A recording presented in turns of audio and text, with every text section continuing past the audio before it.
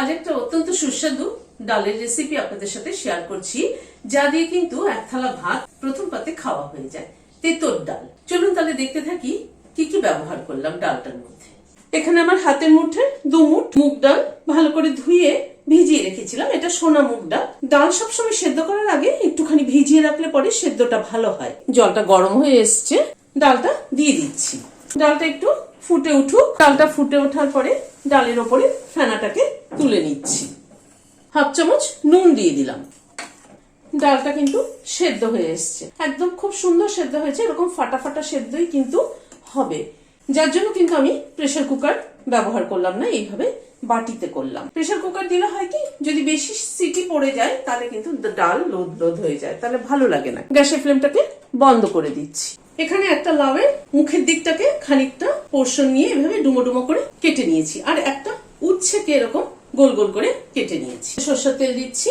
প্রথমে উচ্ছেটা দিয়ে দিলাম, অল্প একটু নুন দিয়ে দিলাম, সামান্য পরিমাণে একটু হলুদ দিয়ে দিলাম। নুন হলুদ দিয়ে উচ্ছেটাকে ভেজে নিচ্ছি। তারপরে ভেজে নিলাম, তুলে নিচ্ছি। তেলে প্রথমে রাঁধুনি ফোড়ন দিলাম, সর্ষে দিলাম, দুটোই 1/2 চামচ দিলাম। একটা তেজপাতা ছিঁড়ে দিয়ে দিলাম। ফোড়নটাকে যে ভালো করে ক্র্যাক করিয়ে নিচ্ছি, গ্যাসের ফ্লেমটা কম রেখে। ফোড়নটার থেকে একটা সুগন্ধ বেরোনোর পরে লাউটা দিয়ে দিলাম, নুন দিয়ে দিলাম। লাউটাকে একটু নাড়াচাড়া করে নিচ্ছি, ঢেকে দিচ্ছি যাতে লাউটা তাড়াতাড়ি কুক হয়ে যায়। মিনিট 5 মতো ঢাকা ছিল, ঢাকাটা খুললাম। লাউটা কিন্তু সেদ্ধ হয়ে গেছে। একটু নাড়াচাড়া করে নিলাম, সামান্য পরিমাণে একটু হলুদ দিয়ে দিলাম। তাহলে হলুদ না দিলেও হয়, তবে আমার একটু দিলে ভালো লাগে, সেই জন্য একটু দিলাম। এবার ডালটা ঢেলে দিচ্ছি। গরম জল বাটিটার মধ্যে দিয়ে দিচ্ছি। বাটিটাকে ধুয়ে একটু জল অ্যাড করে দিলাম। ডালটা একটু ফুটে ওঠা অব্দি অপেক্ষা করব। যেহেতু লাউটা সেদ্ধ হয়ে গেছে, আর ঢাকা দিচ্ছি না। মিনিট 2-3 মতো ডালটা ফুটলো। উচ্ছেটাকে দিয়ে দিলাম। নামানোর আগে 1/2 চামচ আদা বাটা দিলাম, আর এখানে রাঁধুনি বাটা নিয়েছি 1 চামচ দিয়ে দিলাম। এই রাঁধুনি বাটা আর আদা বাটাটা নামানোর আগে দেওয়াতে কিন্তু ডালটার টেস্টটা সম্পূর্ণ বদলে যায়, এত ভালো হয় খেতে। এর সাথে যদি একটু গন্ধলেবু নামা যায় তাহলে কিন্তু দারুণ হয়। 1 চামচ চিনি দিয়ে দিলাম।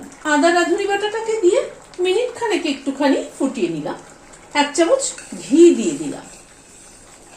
গ্যাসের ফ্লেমটাকে বন্ধ করে দিলাম, দিয়ে ঢেকে দিলাম।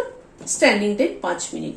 এই যে রাঁধুনির ফ্লেভারটা, ঘিয়ের ফ্লেভারটা, আদার ফ্লেভারটা সবকিছু মিলে ডালটার একটা অদ্ভুত সুন্দর টেস্ট হয়।